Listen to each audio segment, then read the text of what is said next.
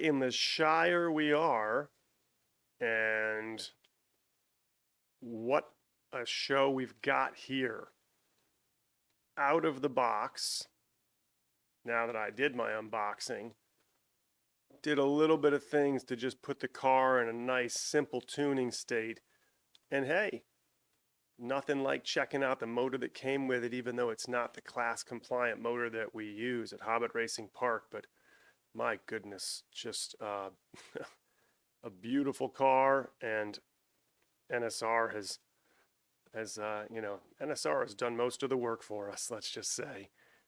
Just can't say enough about how it turned out, but can't say enough about the different ways that we get to play with it. And maybe I will continue to try and do more and to experiment. But let's see what happened when I still ran it with the Evo, the King Evo, out of the box with some first tuning that came through it.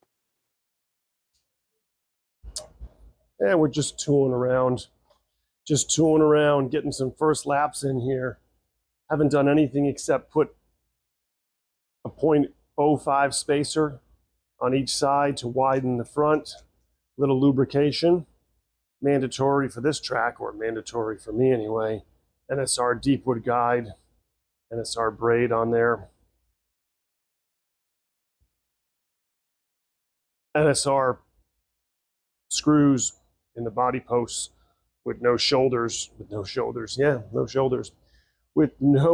on the shoulders, so we can get some body float. So I got a turn back, a body float in the front and back. I got the wrong motor in there. I got the wrong motor in there for compliance on this track in NSR GT. So it's probably going to be squirrely because the amount of torque in the motor is crazy. The 21,000 RPMs I don't mind. It's the 350 grams of torque, and none of these screws are turned back for body float. But what the heck? Let's, I don't know. I'm just excited about this car. Lubrication all around. So this is just an interesting adventure. So we'll just go 8 and 8 and see what happens on this track with this beautiful C8.R. Oh, holy smokes. Wow. So one other thing to let you know about is I'm trying out the dual flange. So these are CB58s, dual flange. So we have no air gap. So grab on both sides of the inner rim, and the gap is filled up on the inside. Who knows? Maybe if I like this one day, I'll talk to the fellas and maybe we'll change out and see if folks can handle the 350 grams of torque, because it's not a speed that shouldn't be able to handle. It's the grip and the grab of the turns and the torque that you get out of it. But, you know, I'm going to try and drive it for a few minutes this way.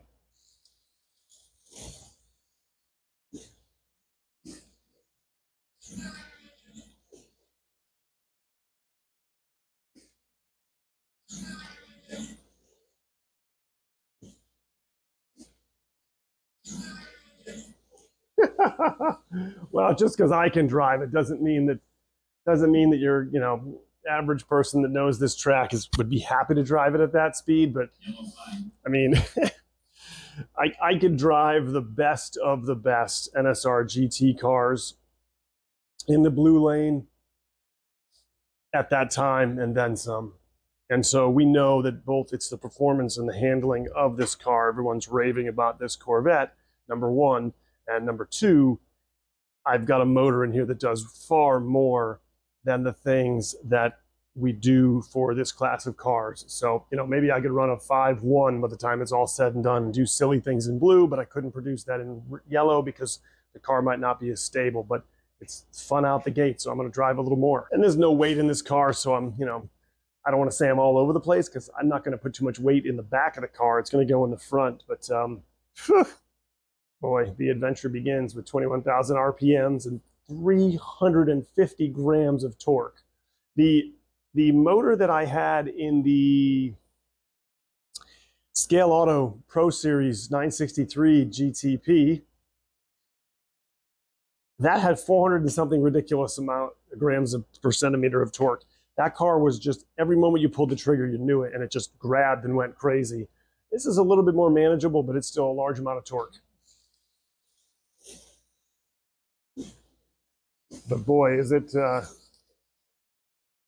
whew, there you go. There's your first D slot right there in the grip and the grab. I don't like doing that too many times. My kids will come out here also and give me a bunch of crap for doing that in the hairpin. My kids love their NSR GTs. Juliet can scoot with the Z4. She can run 5.4s in blue with the BMW Z4. So yes, there's something to know the track, and that car is a great car, but that also tells you that that's a 17,000 RPM motor with 245 grams of torque, and it just tells you that, you know, the drivability versus putting 350 grams of torque out here will do for you. Not that someone can't learn how to go slower to become faster with a car that has this much torque, but there's a reason why Scott Culp had developed certain classes in mind, knowing that this kind of car is just an ultimate handling car from NSR, where it doesn't have to have the ultimate in motor power for a track that's only 74, 75 feet long. This will be one right here. Right? I mean, again, you just, to consistently run that lap, to consistently run a 5.2 something in blue would suggest that I'm already running potentially, take away 1500ths per lane, that I can run sub 5 second laps in yellow when the track record is an NSR 917.10 at 4.89. And that has actually a King Evo in it, but less torque. So you're on the same page with where the cars can go. And yeah, this car is fun. I know why everybody loved their test car liveries, the solid colors that came out.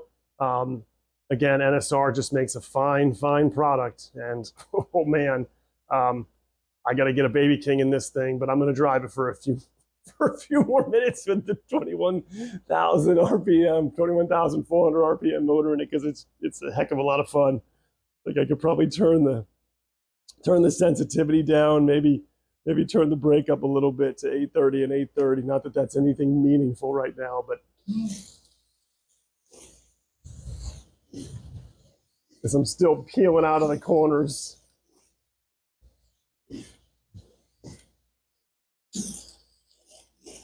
You can hear those dual flange tires ripping and grabbing all over the place because I can't drive steady. Yeah, I mean, again, it's just that's a fine lap and then some. So, you know, we've got Le Mans prototype cars that, you know, are in this range. Again, when I put a 21,000 RPM motor, an MX-16 in the 963 GTP, this car, another exceptionally well-made car, this car can produce 5.2s in blue and so on. I can't get a sub 5 second lap out of this car in yellow yet. 5.03 something, it'll get there. Big tail, different in handling car than this GT car, right? Not all slot cars drive the same way that real cars do, but there is something to the fact that a long wheelbase car in the corners is never going to be able to corner the same way that a GT car is, right? You put these two cars out there on the track, and everybody should be familiar in WEC or in IMSA.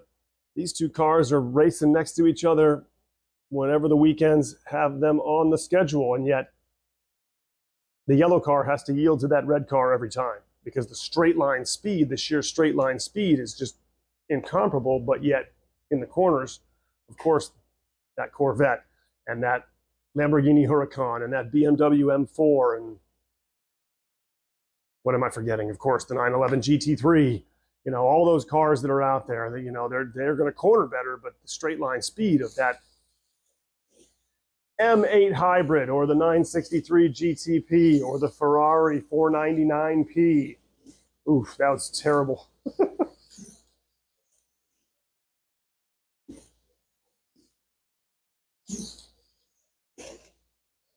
Yeah, this just there's just too much. It's a reason why you'd have to, you know, if everybody kept this motor in their car, and you know, this is stock out of the gate, but it's very close to where we run. Most people would run 1333, or you could dial it back and not be so tall in the pinion and go to 1231 instead of 1331. It's a good place to be. But you know, you want folks to have success driving the car, right? You don't want to have everybody peeling out all over the place and having them turn their sensitivity virtually off so they can't get any kind of, you know, feel for the takeoff power of the car. But boy, this car is fun. This car is going to be a joy. I will break in a Baby King slowly as I always do. Hopefully I will get a little bit more than 17,000 RPMs out of it. Usually you do when you get a new one out of the bag and break it in nicely. And that'll be the only swap on this car. And my goodness, does it need a little bit of weight in the front of the car? I don't know. Maybe it needs a little bit of tungsten up in the gooseneck to just make sure that I don't pop out of the slot in some places. But you can already see that my own mistake driving in the hairpin was the only reason I deslotted so far. So why not a few more? Because I just can't contain myself. And I'll turn this off and put my Baby King on the block and start to break it in.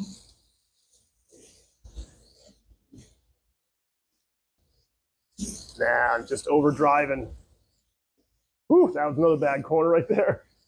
But I'm running bad laps in the 5.3s in blue, so let's not kid ourselves. Just a fun car. Get yourself an NSR C8.R. My goodness, get yourself more NSR cars.